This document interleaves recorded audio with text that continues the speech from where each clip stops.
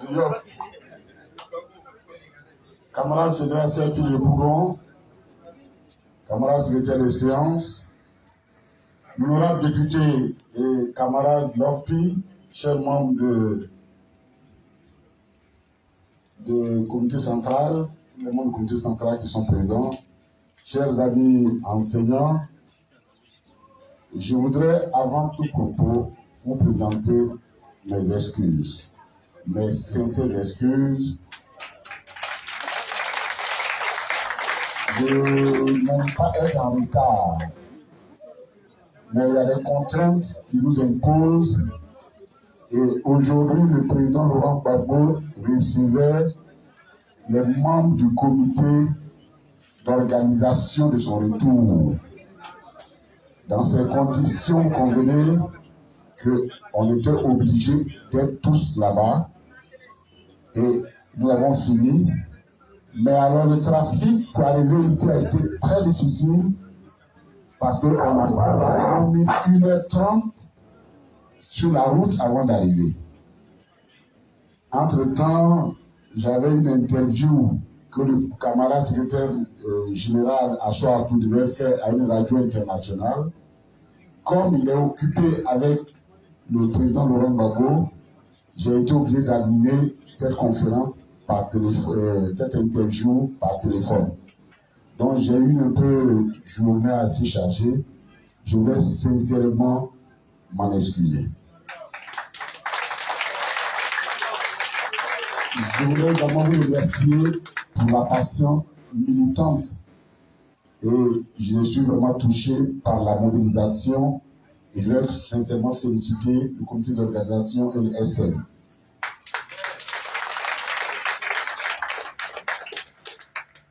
Nous sommes en face des enseignants, c'est-à-dire de nos maîtres.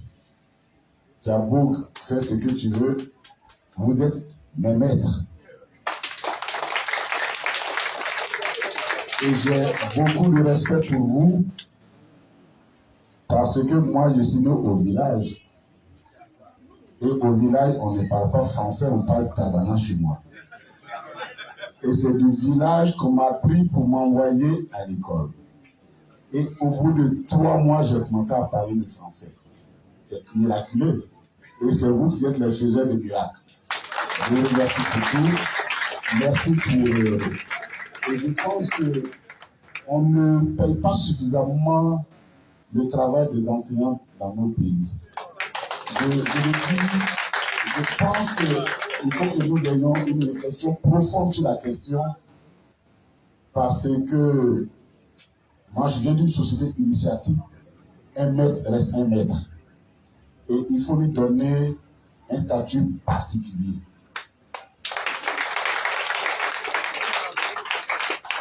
Voyez-vous, vous prenez un pays comme le Cuba.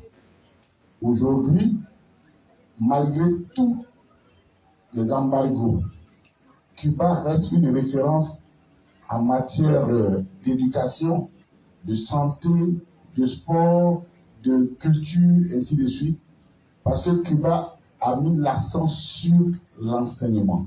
L'enseignement est particulier comme dans beaucoup de pays de l'Est. Et je pense que nous devons nous inspirer parce que l'état actuel de notre école ne nous donne pas satisfaction. Et l'une des raisons, certainement, c'est de redynamiser la carrière de l'enseignant.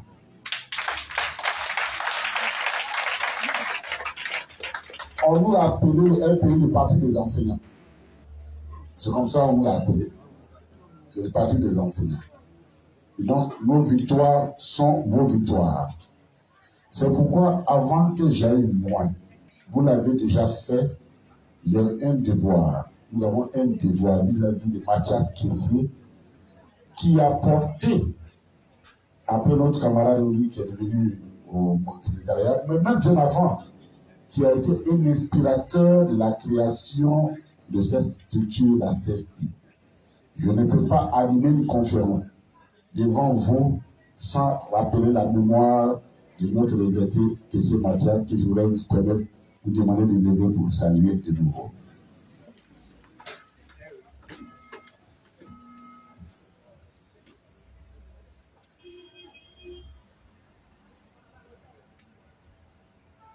Je voudrais qu'on l'applaudisse très fort, notre camarade.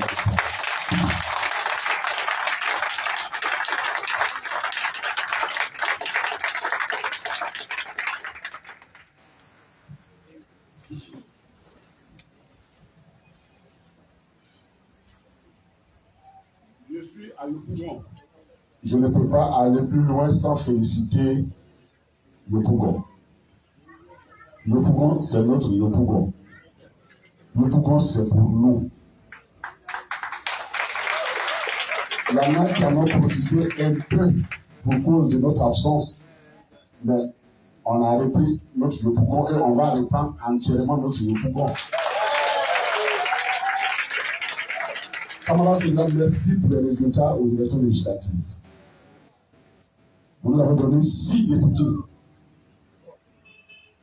Merci pour tout ce travail. Madame le maire député, vous transmettez mes remerciements au professeur Oyen, à mon jeune frère Michel Babo, à tous les autres élus. Et nous comptons sur vous pour que le parti reprenne ce qui lui appartient, notre commune. C'est le travail, c'est votre proximité avec la population qui va faire que nous allons gagner. Parce que si vous êtes les premiers élus, après pratiquement combien d'années d'absence, si vous n'êtes pas, si vous décevez les populations, je crains que le chemin soit plus difficile. Moi, je vous encourage à aller, à garder cette ouverture pour qu'elle puisse faciliter la reconquête du pouvoir de Yopougon, qui est notre Yopougon à nous. Alors, je fais cette digression juste pour me permettre d'aborder le sujet que j'aurais pu répondre en un seul coup de fil. C'est quoi la perspective du Front populaire après le 17 juin? Mais c'est le fait de Laurent Gbagbo, président de la République, c'est tout.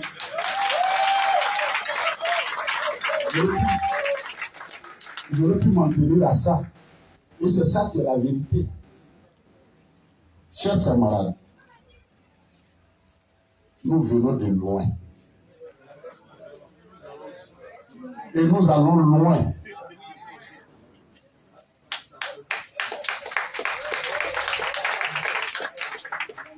Et nous ne sommes pas dirigés par un aveugle, parce que tu ne peux pas aller loin avec quelqu'un qui est dirigé par un aveugle. On est dirigé par quelqu'un qui a une vision pour la Côte d'Ivoire et pour l'Afrique.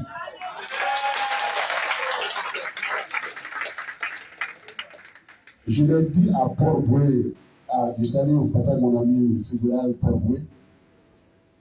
Je l'ai dit à Port-Boué, Gbagbo là, il n'est pas venu pour aller à la retraite. Et puis on ne va pas nous imposer la retraite de Gbagbo. Chacun a son schéma. Ceux qui disent qu'ils sont fatigués sont vieux, ils n'ont qu'à partir. Mais il faudra partir qu'eux disent on est vieux, on partir, que les vieux vont aller arrêter. On n'est pas d'accord. On n'est pas d'accord. Donc, nous venons de loin parce que notre parti fait peur. Parce que nous sommes porteurs d'une espérance dérangeante.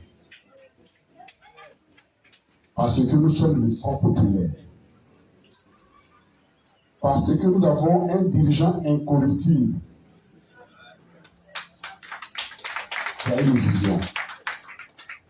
Et ça dérange beaucoup l'ordre ancien. Ça dérange l'ordre dominant.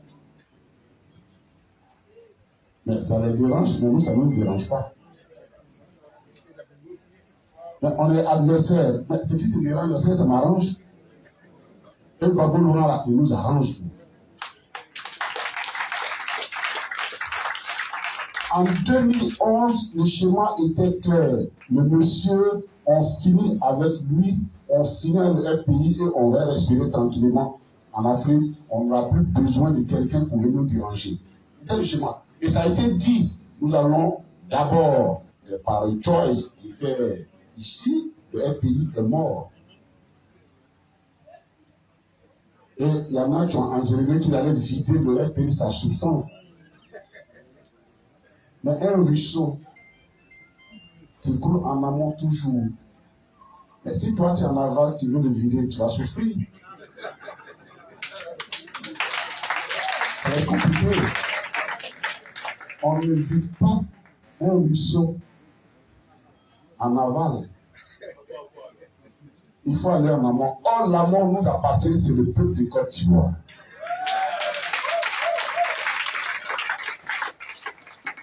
Voilà pourquoi, 10 ans, vous êtes restés déterminés, mobilisés.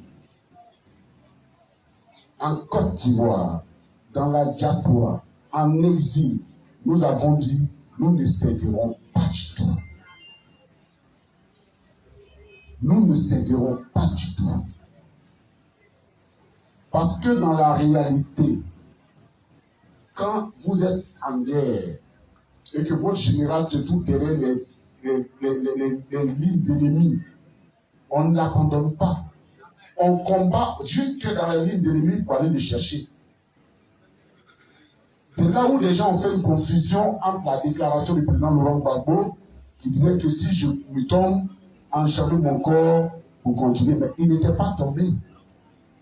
Il était au front avec l'ennemi. En ce moment-là, le lâcher de la traîtrise. Car moi, je n'ai pas peur de dire les mots. Je n'ai pas peur de dire les mots.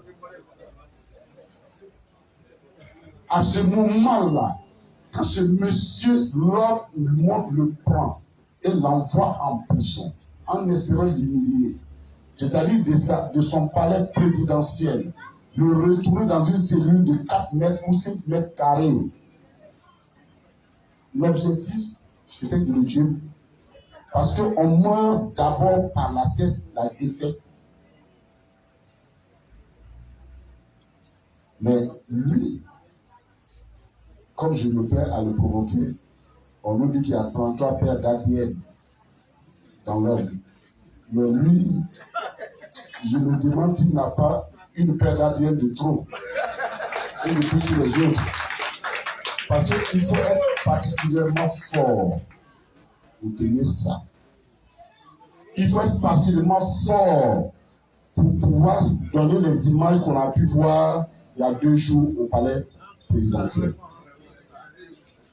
Des gens s'en sont offusqués parfois. Non, il était souriant, il était trop souriant.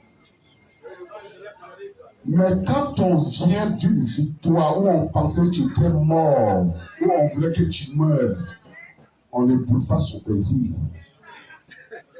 Le sourire du président Laurent Gbagbo était simple.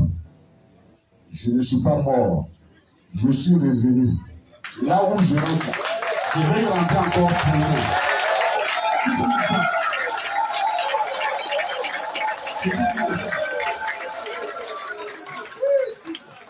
Maintenant, chacun rit, et chacun rit pour ses raisons. Moi, je ne vais pas écouter quoi l'autre hier.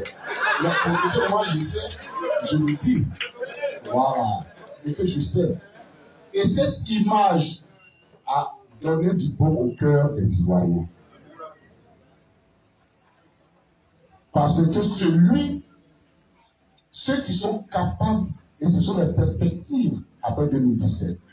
Lorsque je faisais le tour des médias en annonçant le retour du président Laurent Gbagbo, et je leur disais ça de façon régulière. La clé de la réconciliation s'appelle Laurent Gbagbo. Parce que c'est lui qui a souffert.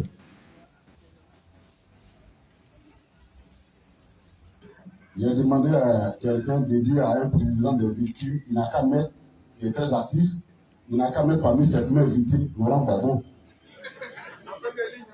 C'est lui, la première victime. Parce que c'est lui qui, depuis 2000, est attaqué. C'est lui qu'on a pris probablement en prison 10 ans pour venir dire qu'il n'a rien fait. Comment on appelle ça en français? la victime.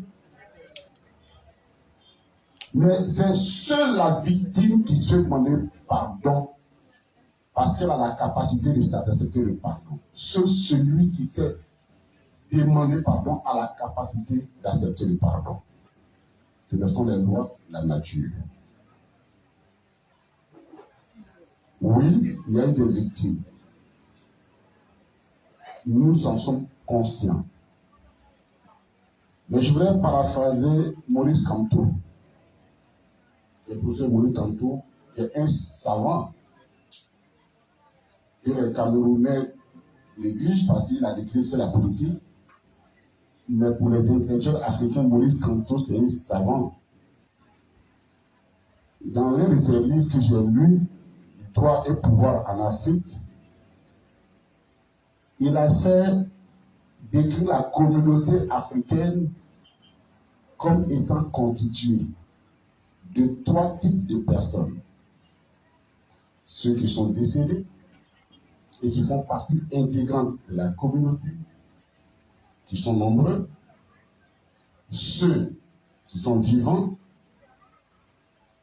et dont les plus nombreux sont à naître.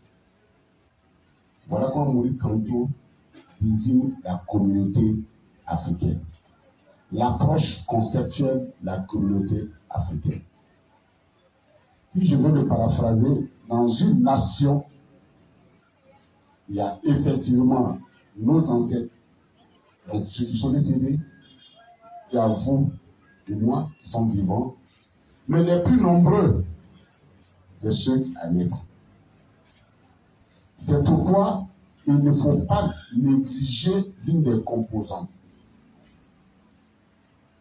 C'est pourquoi en Afrique, lorsqu'un malheur arrive, les gens cherchent à se demander pardon, même quand il y a mort d'homme, pour soulager la mémoire de ceux qui sont, pour permettre aux vivants de vivre ensemble, afin de préparer l'espérance qui est la plus importante de toutes les nations, l'espérance à venir, la génération à venir.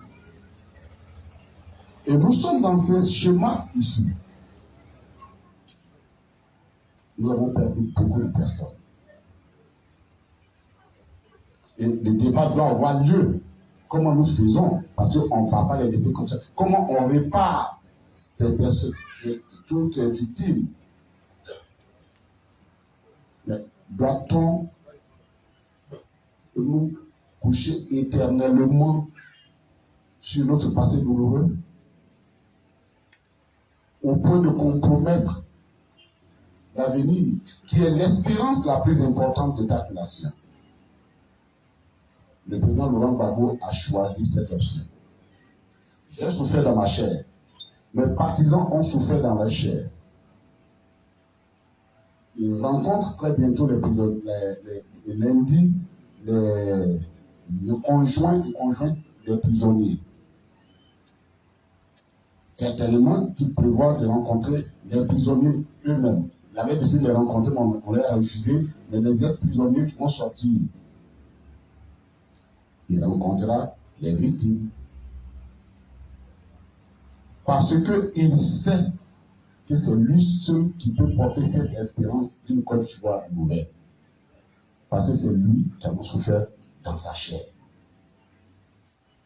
Et nous, notre rôle, c'est de l'accompagner. C'est pourquoi j'ai été choqué ce matin par des propos tenus par un journaliste que je respecte, que je n'ai pas voulu dire le nom, qui dit dans un billet qu'il a écrit, le président Laurent Gbagbo, je caricature, je ne sais même pas caricature, je fais le résumé. Oui, il est tout là, il a dit ça, parce que en arrière-plan, il pense à ses indemnités de choses.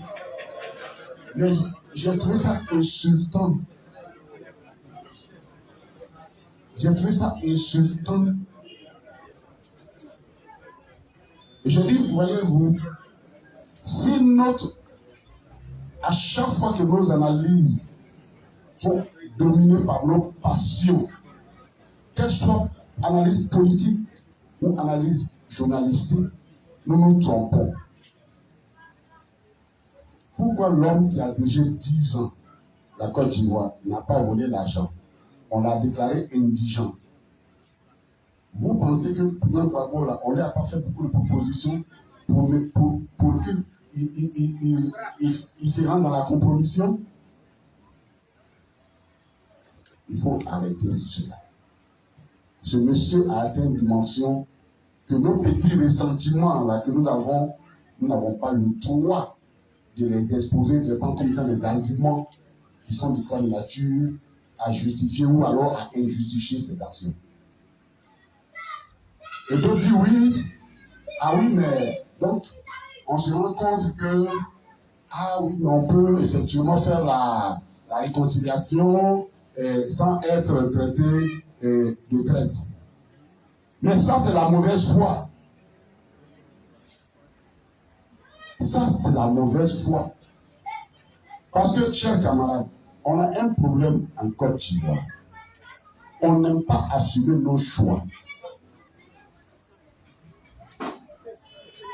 Si moi j'ai choisi de rester en exil aussi longtemps que Laurent Gbagbo devait rester en exil, c'est ça que j'en ferai. J'assume mon choix. Mais si vous avez décidé, vous, que Laurent Gbagbo dans vos têtes ne reviendrait plus, et vous avez construit toute une politique autour de ça, c'est votre choix. Mais quand vous avez échoué là, reconnaissez que vous avez échoué, c'est tout.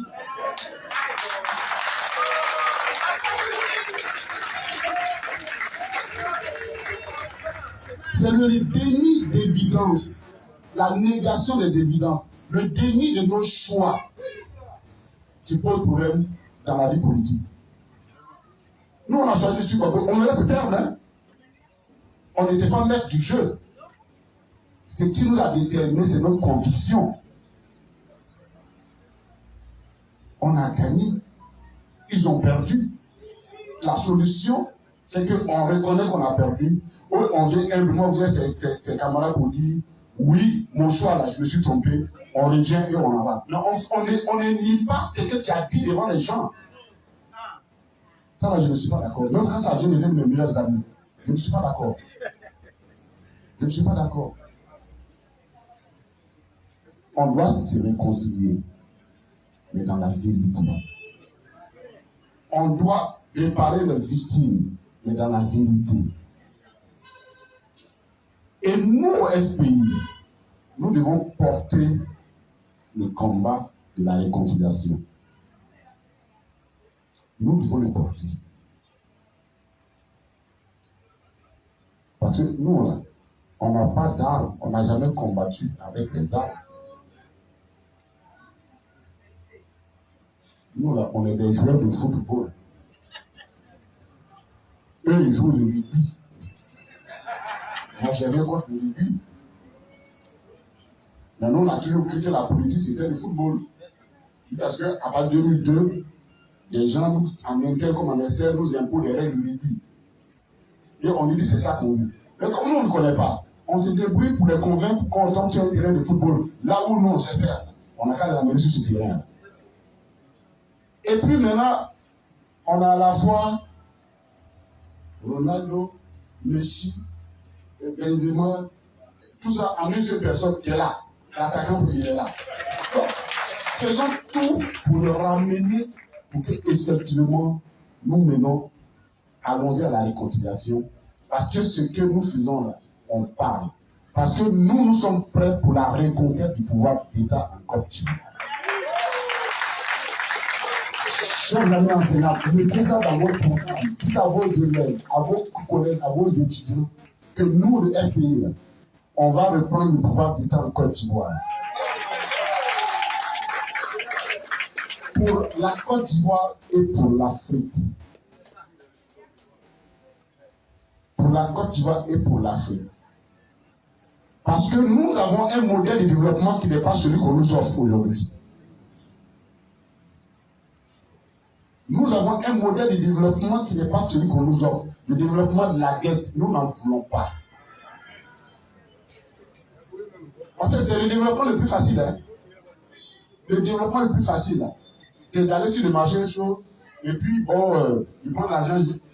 on n'en veut pas parce qu'on a essayé et ça nous a donné des résultats catastrophiques. Nous parlons de la baisse du niveau du scolaire, tout cela, mais ça passe depuis 1980.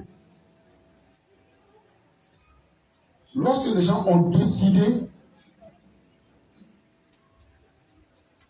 qu'il fallait changer les paradigmes économiques, et les pays qui étaient les pays en développement, qui avaient commencé, qui avaient quand même une bonne base, on leur a imposé une crise dans laquelle ils n'avaient rien à voir, et on a démantelé leur économie, en les obligeant à aller à la dette. Mais, chers amis,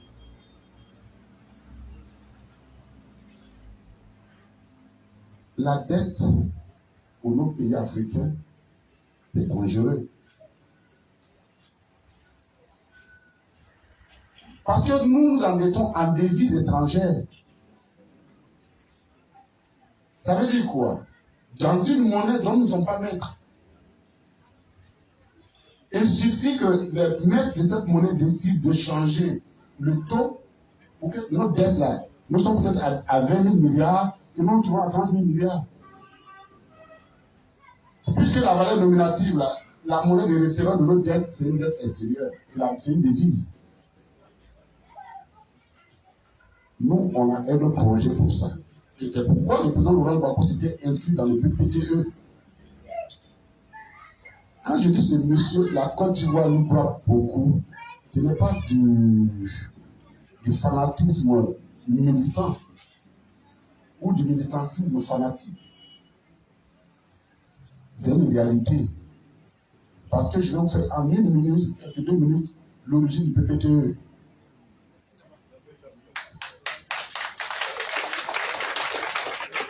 Lorsque la crise de 1971, on appelle la crise du choc pétrolier liée à l'histoire de la guerre créée entre Israël et les pays arabes, producteurs de pétrole, et les pays en développement se retrouvent du jour au lendemain dans une crise économique structurelle.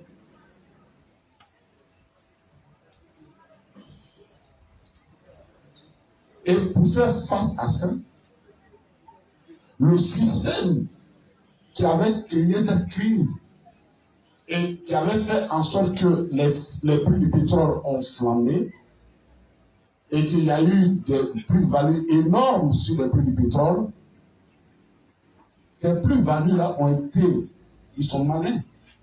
Ils ont pris ça dans les pays arabes et ils sont allés déposer à Londres, à la City Place de Londres, aux États-Unis, ainsi de suite. Devenant très liquide, un pays comme le Koweït s'est retrouvé avec un fonds de réserve de 100 milliards de dollars à moins de quelques années.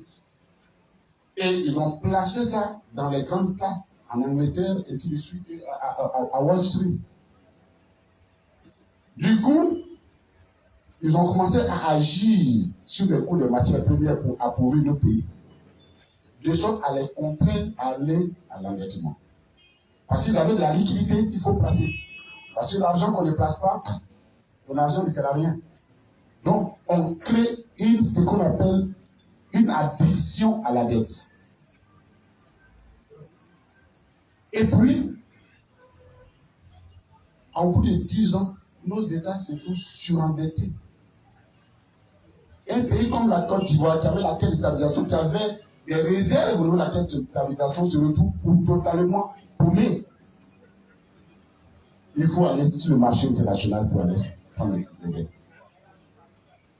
C'est là où les gens, les non-alignés, déjà en 1976, se rendent compte du danger. À la conférence des Bandung, les non-alignés soulèvent la question de la dette. Dit attention, la dette, c'est un piège qu'on nous tend. Œuvrons pour l'annulation de la dette, sinon nos pays sont condamnés. C'est ce combat-là, avec d'autres crises au Brésil, au Mexique, en Argentine, les crises monétaires, que les églises, les confessions religieuses du monde et les groupes de pression vont commencer à faire la pression pour qu'on arrive à partir des années 90 à un schéma d'annulation de la dette vers la fin des années 90. Et l'un des pays en Afrique qui devait profiter de cette mesure, c'était la Côte d'Ivoire. Et c'est dans là, nous avons commencé non par là. Le président Bédié l'avait programmé pour qu'au plus tard, en 2000, on puisse sortir, on rentre dans le cadre du PPTE, qui avait été programmé. En 1999, on l'a enlevé par coup d'État. Quand nous reprenons le pouvoir, le président Gbagbo répond ce problème. On devait avoir le PPTE en 2003. En 2002, nous on fait ce que nous on a fait, que tout le monde connaît. Donc, c'est un processus dont la Côte d'Ivoire devait bénéficier il y a longtemps, mais que les mains malveillantes ont retardé au maximum. Au point où les pays africains, comme le Ghana, le Kenya, beaucoup de pays sont arrivés à ce projet. Et nous, la Côte d'Ivoire, on risquait d'être folklore en 2010 parce que le programme s'arrêtait en 2010. C'est pourquoi en 2009, le président Laurent Gbagbo, qui est déjà un anti-dette, il n'aime pas parce qu'il est venu, les instructions qu'il a données à son gouvernement, rembourser les dettes. Parce que si on veut parler là, il faut qu'on rembourse les dettes. Même si on n'a rien à manger, payons les dettes. Nous serons libres de nos choix. Et en 2009, il s'engage dans le processus. Il est obligé, à quelques encadrements d'une élection importante, de prendre le risque de rentrer dans le système PPTE, qui est très contraignant, qui est en fait un plan d'ajustement structurel de 80 mètres réajusté. Ils sont malins là-bas, hein? Les gens sont très malins. Dans la réalité, c'est qu'ils imposent. On vous impose pour rentrer au PPTE. Dans les années, on dit, bon, vous-même, construisez votre plan. Mais c'est le même système qui vous ont imposé en 80. La seule différence, c'est que dans les années 80, c'est eux qui vous imposaient. Cette fois-ci, ils vous demandent d'écrire, mais envoyez-nous, on va corriger. Est-ce que ce n'est pas la même chose? C'est la même chose. Et le président Laurent Gbagbo est obligé de lancer son pays pour une politique de désendettement en rentrant dans le PPTE. Il y avait des contraintes, il y avait certains avantages, il y avait des travaux qui nous ont permis, on va pouvoir réaliser notamment l'échangeur, il y a plein d'échangeurs de la Riviera 2, les travaux de l'eau, il y a un certain nombre de choses, je ne sais pas la liste, mais qui avaient été déjà comptés comme étant élément lié au fait que nous nous engageons. Ce n'est pas du tout le régime actuel qui l'a fait. Hein. Non, mais c'est le cas là-dessus, on les connaît, c'est la liste. Ils en ont tiré profit. C'est comme nous, il n'y a pas de problème là-dessus. Et puis bon, on finit par voir le PPTE en 2012. Mais entre-temps, l'ordre mondial change. Parce qu'il ne faut pas qu'on se le cache. Nous sommes les Africains, nous sommes les seuls qui ne croyons pas que nous sommes en guerre. Mais nous, on est en guerre en permanence. Nous sommes dans un monde de compétition. Vous êtes en guerre en permanence. Ils veulent que nous soyons ce que nous sommes actuellement. Mais nous, on ne peut pas accepter d'être ce que nous sommes. Donc, nous sommes en conflit permanent. C'est pourquoi il ne peut pas aimer des gens comme Laurent Gbagbo. Donc, il dit, mais les gens, là, si on a mis leur dette comme ça, là, ils vont devenir, ils peuvent devenir forts. Donc, il crée des mécanismes. Vous prenez un système comme le cas de la France, avec son système d'appel, le contrat d'aide, l'engagement d'aide, le CD2, le CD2. C'est quoi? Il dit, bon, la dette là, on vous annule, hein? L'argent que vous devez nous donner pour rembourser là, mettez ça dans notre caisse, on appelle la caisse de coopération d'aide, la famille caisse française de coopération. Et puis, à partir d'un moment donné, on va s'asseoir pour devoir ce que vous avez mis dedans là, dans quel secteur d'activité on va investir. Mon ami, tu me dis, je te dois de l'argent. Et tu me dis, ton argent là, j'enlève.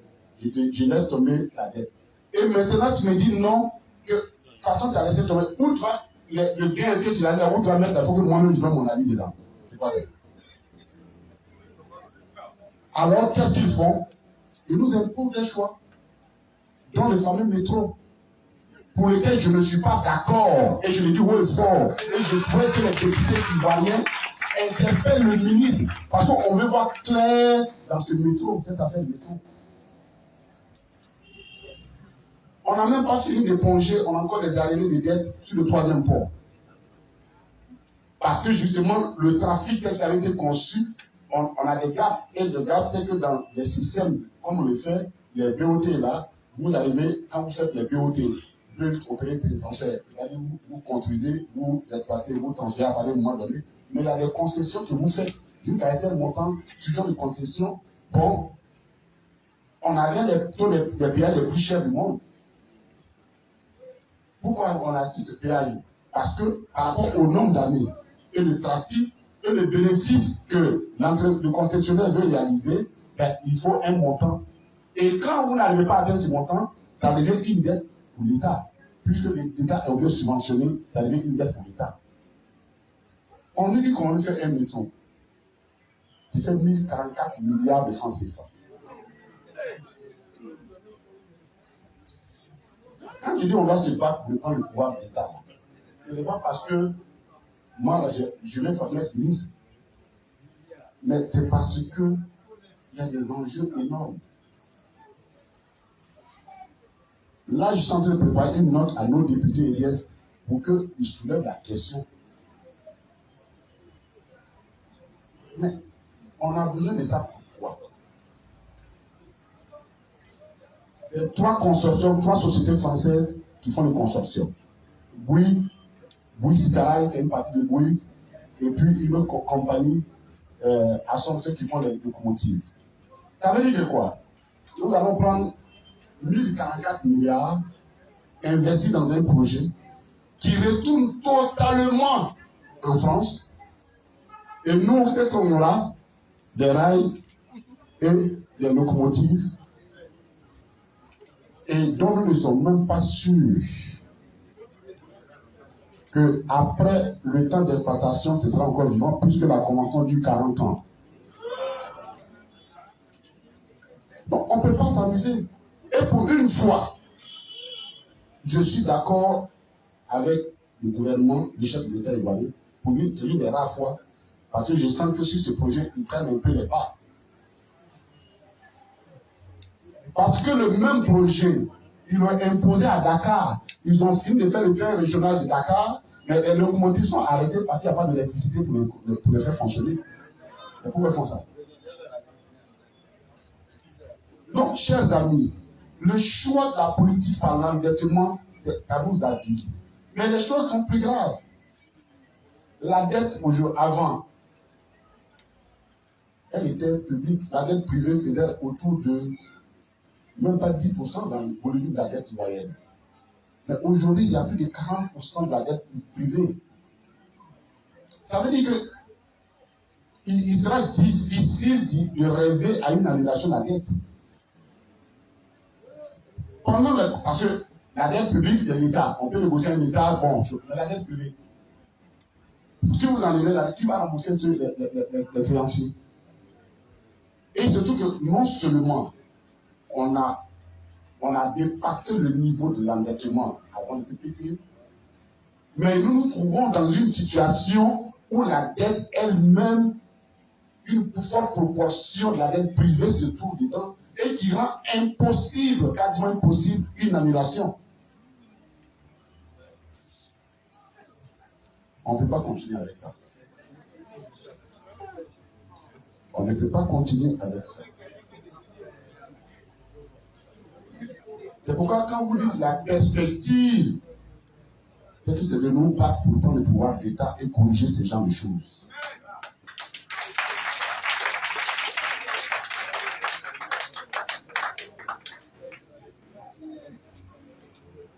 Moi, j'étais à la fac, tous les mois à l'université, je regarde. Mais quand j'ai vu la funéraille ici, quoi. En Afrique, ces funérailles, il y a beaucoup de monde. On dit non, c'est amphi. Les gars sont assis jusqu'à une chose de ici. Et après, on demande les résultats aux enseignants. Mais les enseignants ne sont pas des extraterrestres. Les enseignants ne sont pas des extraterrestres. On doit refonder notre économie. On doit refonder notre esprit. On doit changer notre mentalité. On doit s'engager. Et pour ça, là, pour réussir ça, il faut que nous quittons les débats inutiles. Des débats qui nous retardent pour mieux. D'où la nécessité de la réconciliation nationale.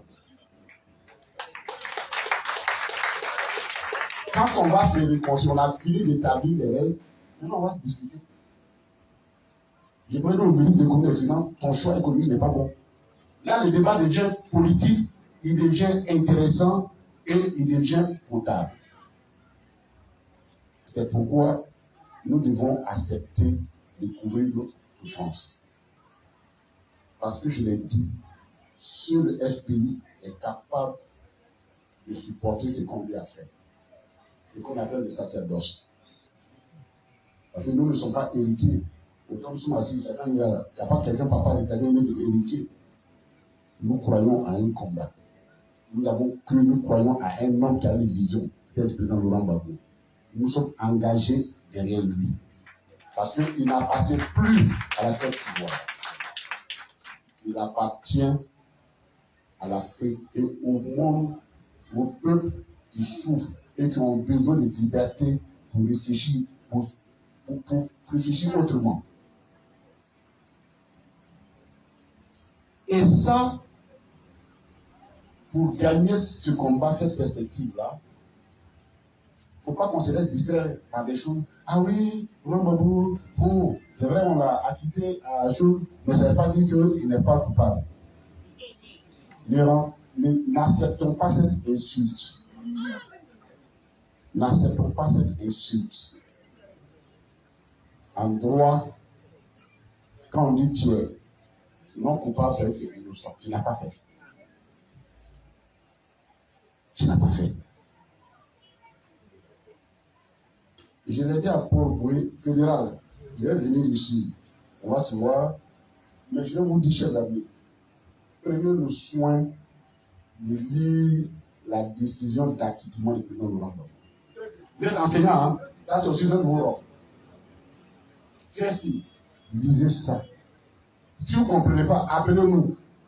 Hubert Oulaïla, les professeurs de droit agrégé, il y a plein de juristes parmi, ils vont vous expliquer. Parce que la décision n'est pas seulement éclatante, mais elle est exquise, elle est délicieuse, elle est même difficile. Ça, je l'ai dit. La CPI a restauré le président Laurent Gbagbo et le SPI.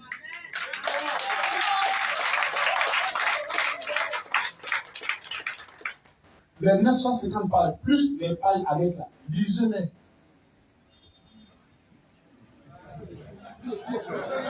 Ah, il faut les lire, moi j'ai lu. Il faut les lire. Attends, comment les anciens ont peur de lire? Moi aussi, je lis quoi? Un enseignant, c'est la lecture.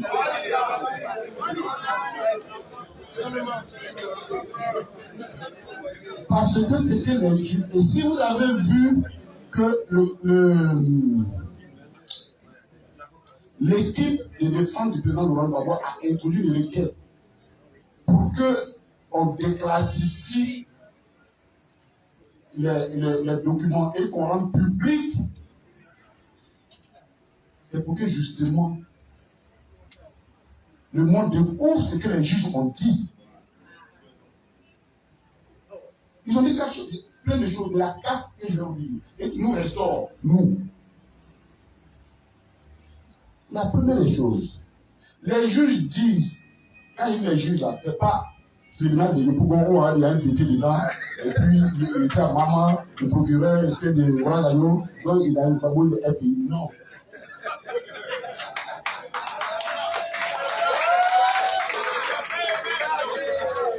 C'est les juges italiens, même si les Italiens ont donné un nom petit, mais c'est italien.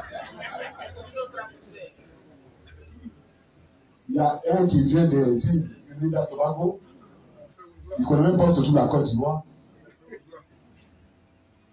Et il y a une qui vient de la République dominicaine. Elle ne sait même pas où se trouve l'Afrique. On lui a envoyé des documents, on lui a envoyé monsieur, il tue ses populations. Bon, les juges sont là, avant les preuves, il a regardé. On envoie les preuves, et les juges après disent, bon, nous on a fini de regarder, hein. Maintenant le procureur, ton affaire là me paraît assez bizarre quand même. Tu nous as présenté la Côte d'Ivoire comme étant un pays divisé entre d'un côté le nord musulman et le sud chrétien. Mais c'est que nous on a lu et puis les témoins sont venus nous dire, quel est témoin là? Mais la Côte d'Ivoire c'est un pays mélangé. Où dans une cour là, on trouve musulmans, on trouve quelqu'un du nord, on trouve des gens du sud. Ils mangent entre eux. Bon. Dans ce contexte-là, comment tu peux expliquer qu'on a jeté une bombe sur un marché puis ça a justement quelqu'un qui a les juges, ils sont. Écoutez bien le raisonnement qu'ils mènent. Le raisonnement est clair, il est très clair. Il situe d'abord le contexte, puisqu'on a fait une narration du contexte.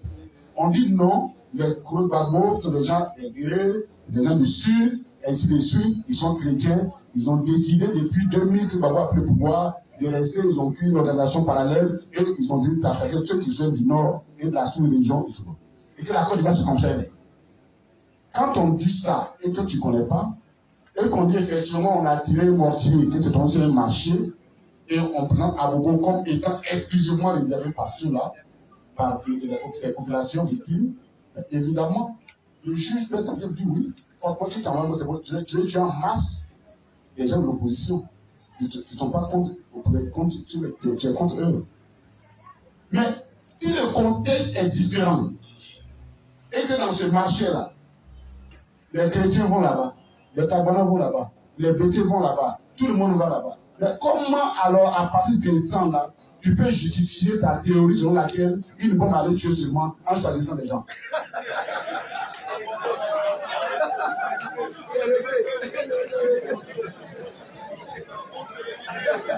Donc, le contexte disqualifie la narration que tu as faite. Deuxième élément. Les juges disent, mais procureur, toi-même qui es venu derrière tous tes témoins, il a parlé de façon claire que depuis ce monsieur-là, il est venu au pouvoir, on ne l'a pas laissé travailler, écrit noir sur blanc. On a eu l'impression, et même pas l'impression, qu'il est clairement établi que depuis 2000, le monsieur a pris le pouvoir, tout a été organisé pour l'empêcher de travailler. C'est écrit noir sur blanc. C'est pas moi qui le dis. Parce que je ne vais pas m'envoyer pour diffamation. Parce qu'il dit je mens là. Moi je prends la décision. Et puis je vais le dire là, je fais ça. Hein. Voilà, c'était écrit. Moi je n'ai fait que traduire. Je n'ai fait que dire. C'était écrit. Troisièmement, il dit, mais dans ça là même, les juges vont plus dire, mais les forces, l'ancienne puissance coloniale là, on dirait qu'elle en voulait au monsieur là. C'est écrit noir sur blanc, s'il vous plaît. Mais ceux qui ont dit ça, ce n'était pas un meeting de Yopougon, c'est un tribunal. Donc on ne peut pas les tasser d'être partisans. Et dit, bon, vous dites que Babou, il a tué les gens, il est chaud. Mais tous les éléments que vous nous avez envoyés nous donnent la preuve que pendant tout ce temps, son armée était restée en position défensive. Ça veut dire quoi ça en français?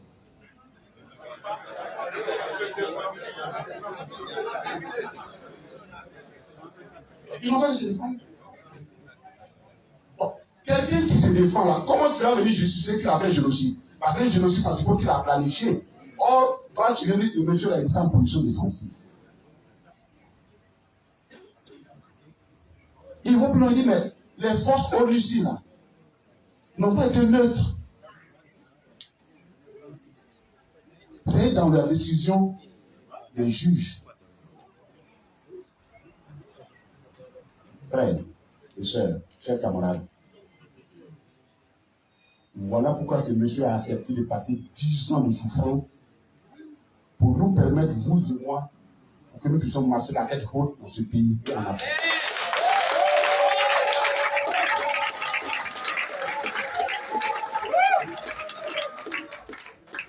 Et c'est pourquoi je ne suis pas d'accord. Quand les gens disent, ah nous on a travaillé pour Gbagbo, il n'est pas reconnaissant. Non, c'est Gbagbo Laurent qui a travaillé pour nous, qui s'est sacrifié pour nous, pour que nous soyons restaurés. Parce que frère, moi qui vous parle, si Gbagbo n'est pas venu là, si moi je vais au nord là, moi je m'ai vu là, mon frère, il a suivi criminel, mais aujourd'hui il ne peut pas me dire ça. Moi je m'en vais de 14 jours dans mon pays, dans mon village, je serais heureux, il a regardé ciel heureux, lui j'avais raison. Mais pour faire ça, il a fallu que quelqu'un souffre et accepte de souffrir. J'appelle Laurent Gbagbo.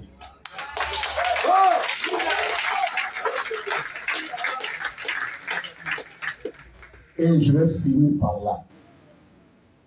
La seule chose qu'on nous demande. Moi, mon engagement personnel, et c'est votre engagement. Gbagbo, et je l'ai dit pour la première fois haut et fort. Ceux qui sont fatigués pour aller à la retraite, ils n'ont qu'à aller à la retraite. Mais pour nous, la Gbagbo n'est pas encore fatigué. Et nous devons tout faire, ne serait-ce que pour cette justice-là. Pour que les divins doivent faire au moins cette justice à ce monsieur-là. Gbagbo doit venir au pouvoir. Voilà ce que je dis. Nous remercions.